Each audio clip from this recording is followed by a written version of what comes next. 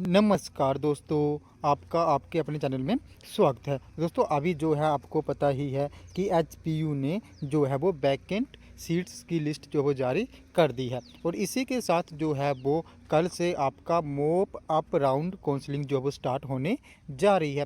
तो आज की इस वीडियो में हम लोग बात करेंगे कि यहाँ पे कौन कौन से स्टूडेंट्स जो हैं वो मोप अप राउंड में अप्लाई कर सकते हैं। बिकॉज़ यहाँ पे जो एचपीयू है उन्होंने मोप अप राउंड के लिए यहाँ पे जो क्राइटेरिया रहेगा उसका नोटिफिकेशन जारी कर दिया है। इसी के साथ हम लोग ये भी देखेंगे कि यहाँ पे जो मोप अप राउंड हो रहा है उसमें जो है कुछ एक स्टूडेंट्स की यहाँ पे जब उन्होंने एप्लीकेशन फॉर्म फिल करे थे उस टाइम मिस्टेक हो गई थी। किसी का नेम गलत आ गया था, किसी का फादर नेम गलत था, किसी का डेट ऑफ बर्थ गलत थी, किसी की मदर नेम गलत था और किसी ने जो थी वो कैटेगरी ही गलत सेलेक्ट करी थी या किसी ने जो है वो अपनी मेन बात जो थी वो स्ट्रीम जो थी वहाँ पे जो है वो रॉन्ग सेलेक्ट करी थी। जैसे किसी की आर्ट्स थी लेकिन उसने वहाँ से गलती से मेडिकल या नॉन मेडिकल सेलेक्ट कर लिया था।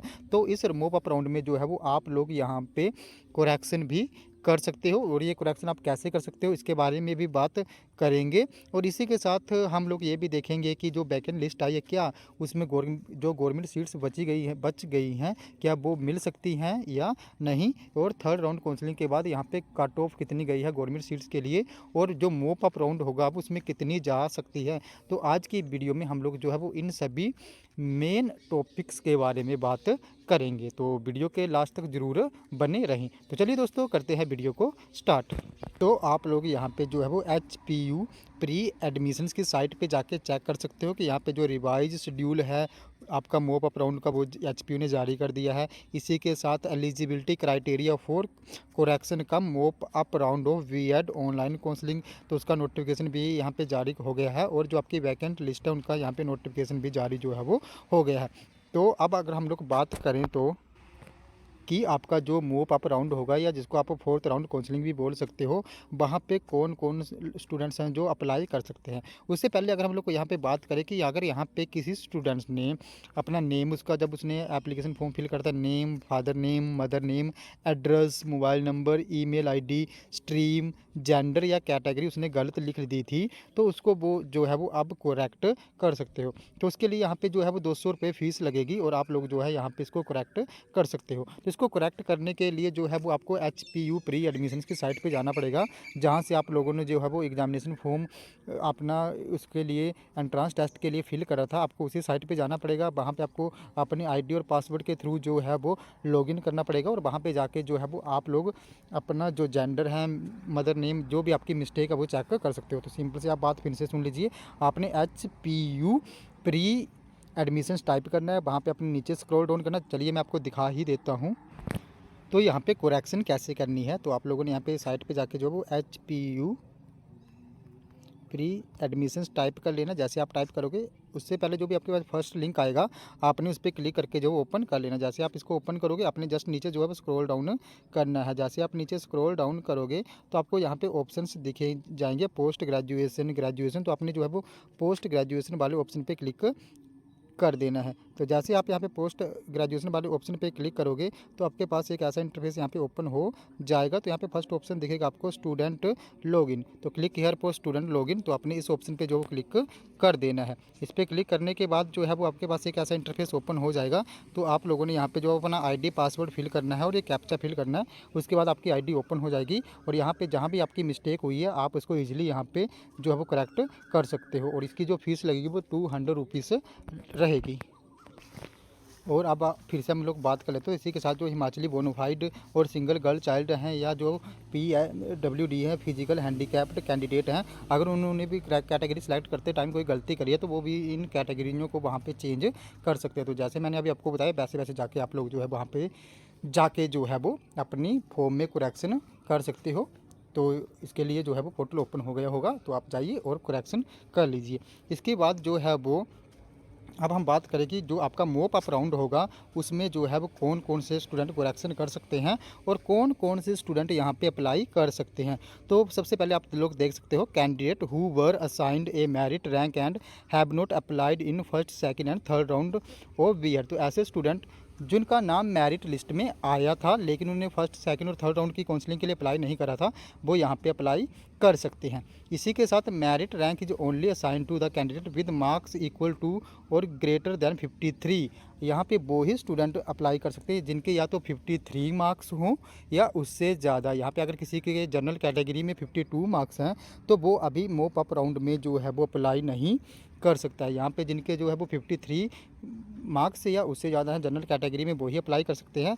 और अगर अदर कैटेगरी की बात करें तो वहाँ पे अगर किसी के 45 मार्क्स हैं, जैसे SC ST OBC physically handicapped general में जो है वो 45 मार्क्स या उससे ज़्यादा मार्क्स होना ज़रूरी है। अगर इन कैटेगरीज़ में किसी के 43 मार्क्स हैं तो वो भी, या 44 मार्क्स हैं तो वो भी अप्लाई नहीं कर सकता है। यहाँ पे 45 और उससे ज़्यादा मार्क्स होने जरूरी हैं। सेकंड कंडीशन हम देख लेते हैं, candidate who were allotted A college in first second and third round.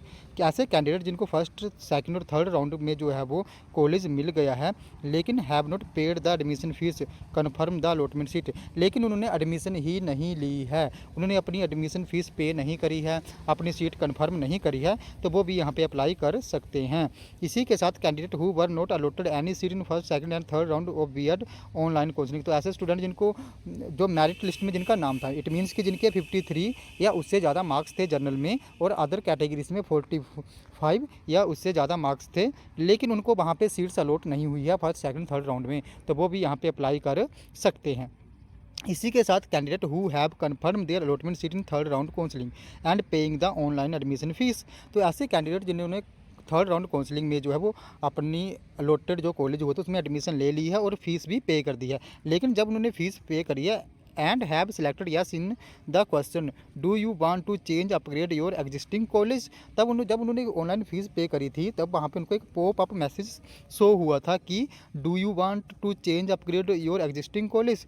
तो अगर यहाँ पे उन्होंने जिन स्टूडेंट ने यहाँ पे यस सिलेक्ट करा था उन्होंने थर्ड राउंड में तो वहाँ पे एडमिशन ले ली है, लेकिन अब वो अगर कॉलेज चेंज करना चाहते हो और उस टाइम फीस पेमेंट के टाइम अगर उन्होंने यस सिलेक्ट करा था तो वो भी यहाँ पे जो है वो अप्लाई कर सकते हैं। और अगर उन्होंने फीस जो है वो उनकी रिफ़ंड हो जाएगी या तो दूसरे कॉलेज में जो है वो ट्रांसफ़र हो जाएगी। अगर कोई कॉलेज वाला वहाँ पे मना करता है कि उसकी फ़ीस रिफ़ंड नहीं होगी या ट्रांसफ़र नहीं होगी तो आप लोग जो है वो HPU कंप्लेन कर सकते हो। इसी के साथ candidate who have confirm their allotment seats in third round by paying the online admission fees and have not selected anything in the question do you want to change upgrade existing college. और ऐसे student जिन्होंने जो है वो third round counselling में जो है वो फीस पे कर दी है, लेकिन जब ये क्वेश्चन आया था तो ना तो उन्होंने वहाँ से यस सिलेक्ट करा है और ना ही नो, तो उन्होंने जहाँ पे ना तो यस सिलेक्ट करा हो और ना ही नो सिलेक्ट करा हो वो भी अप्लाई कर सकते हैं।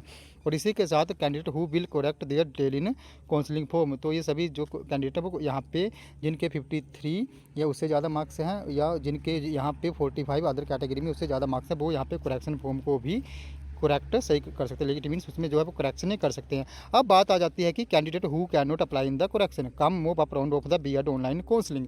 कि ऐसे स्टूडेंट जिन्होंने जो है वो मोप अप राउंड में वो पार्टिसिपेट नहीं कर सकते हैं या अपने जो आपका उनका करेक्शन जो फॉर्म है उसमें करेक्शन भी नहीं कर सकते, वो कौन कौन से स्टूडेंट रहने वाले हैं। Candidate who were not assign any rank in general category equal और लेस दैन 52। तो ऐसे स्टूडेंट जिनके जनरल कैटेगरी में या तो 52 मार्क्स हैं या उससे कम मार्क्स हैं तो वो भी अभी यहाँ पे जो है वो अप्लाई नहीं कर सकते हैं। इसी के साथ SC ST स्टूडेंट और फिजिकली हैंडीकैप जनरल में ऐसे स्टूडेंट जिनके जो है 44 या उससे कम मार्क्स हैं वो भी अप्लाई नहीं कर सकते हैं। तो यहाँ पे अप्लाई वही कर सकता है जनरल में जिसके 53 या उससे ज़्यादा मार्क्स हैं, और अदर कैटेगरी में वही अप्लाई कर सकता है जिसके 44 5 या उससे ज़्यादा मार्क्स हैं। 44 वाला यहाँ पे अदर कैटेगरी में अप्लाई नहीं कर सकता है। इसी के साथ ऐसे candidate who have confirm their allotment seat in first second and third round counselling. ऐसे स्टूडेंट जिन्होंने फर्स्ट सेकंड और थर्ड राउंड काउंसलिंग में एडमिशन ले ली है and paying the online fees and have select no in the question do you want to change upgrade your existing college।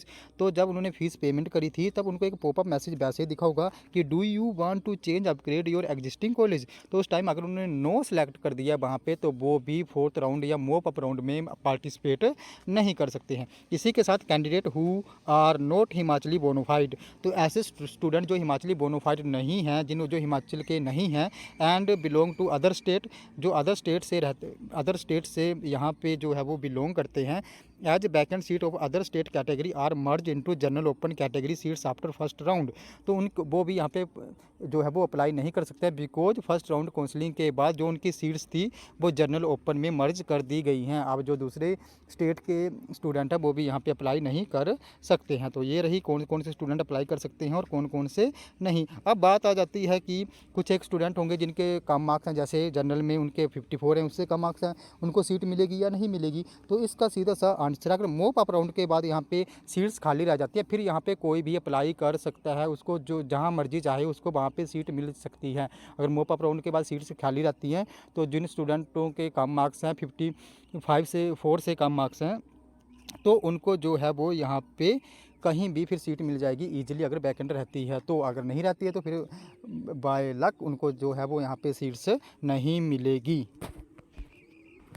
अब अगर हम लोग नेक्स्ट बात करें कि शेड्यूल क्या रहेगा, तो आप लोग जो 24 से लेकर 27 तक यहाँ पे कैंडिडेट को जो है वो करेक्शन भी कर सकते हैं और कॉलेजेस के लिए अप्लाई भी कर सकते हैं। तो यहाँ पे जितने भी कैंडिडेट हैं वो जो है वो 24 to 27 तक यहाँ पे अप्लाई भी कर सकते हैं, और जो है वो जो भी उनकी गलतियाँ हुई हैं, जहाँ पे उनकी कैटेगरी कोई मिस्टेक हुई है तो उसको वो जो है वो सही भी कर सकते हैं। उसके बाद जो है 29 सितंबर को यहाँ पे रिवाइज मेरिट लिस्ट जारी हो जाएगी। उसके बाद जो है वो 1 अक्टूबर को उनके अलॉटमेंट लेटर जारी कर दिए जाएंगे, और उसके बाद 3 से 5 अक्टूबर तक उनको एडमिशन लेनी पड़ेगी। अगर उसके बाद भी यहाँ पे सीट्स जो है वो वैकेंट रहती हैं तो जिनके 54 या उससे कम मार्क्स हैं उनको एडमिशन मिल जाएगी, बिकॉज वहाँ पे उसके बाद कोई भी यहाँ पे एडमिशन ले सकता है मोप अप राउंड काउंसलिंग के बाद। लेकिन मोप अप राउंड में अभी भी वो यहाँ पे अप्लाई नहीं कर सकते हैं बाय हार्ड लक। अब लास्ट में अगर आप लोग यहाँ पे देख सकते हो कि जो आपका मोप अप राउंड होगा उसके लिए वैकेंट सीट्स की लिस्ट जो है वो जारी कर दी है। तो आप यहाँ पे देख सकते हो कि एचपीयू में मेडिकल में 1 सीट, नॉन मेडिकल में 4 सीट, आर्ट्स में 1 सीट जो है वो खाली चल रही है। इसी के साथ जो आपका government college of teacher education Dharamshala है, वहाँ भी मेडिकल में 3 सीट्स, नॉन मेडिकल में 5 सीट्स और आर्ट्स और कॉमर्स में 3 सीट्स खाली चल रही हैं। इट मीन्स कि अभी भी यहाँ पे गवर्नमेंट सीट्स जो है वो मिल सकती है। तो थर्ड राउंड काउंसलिंग की बात मैं करूँ तो यहाँ पे जो आपकी कट ऑफ गई थी वो 90 मार्क्स गई थी। जिन स्टूडेंट के 90 मार्क्स थे उनको गवर्नमेंट सीट जो है वो मिल गई है जनरल में। तो इट मीन्स अभी इतनी सीट्स आप देख सकते हो कि यहाँ पे खाली चल रही हैं। जो आपकी जैसे जो धर्मशाला वहाँ पे 13 सीट्स खाली हैं और एचपीयू में 6 सीट्स अभी भी खाली चल रही हैं। तो इट मीन्स यहाँ पे जो है वो 88 और 89 तक जो है वो कट ऑफ जा सकती है। इट मीन्स कि जिनके मार्क्स 88 और 89 है, एंट्रांस टेस्ट में है, या 87 भी हैं, उनको यहाँ पे गवर्नमेंट सीट्स मिलने के चांसेस हैं। तो दोस्तों ये थे हमारे कुछ एक अपडेट। अगर आप लोगों को यहाँ पे फिर भी कोई डाउट आता है तो आप मुझे मेरे टेलीग्राम ग्रुप को ज्वाइन करके जो है वो इनबॉक्स कर सकते हो, जिसका लिंक जो है मैं आपको वीडियो की डिस्क्रिप्शन में दे दूँगा। अगर आप लोगों को ये वीडियो इन्फॉर्मेटिव लगी हो तो चैनल को सब्सक्राइब करें, वीडियो को लाइक करें और शेयर करें तथा ऐसे अपडेट्स के लिए हमारे साथ बने रहें। धन्यवाद।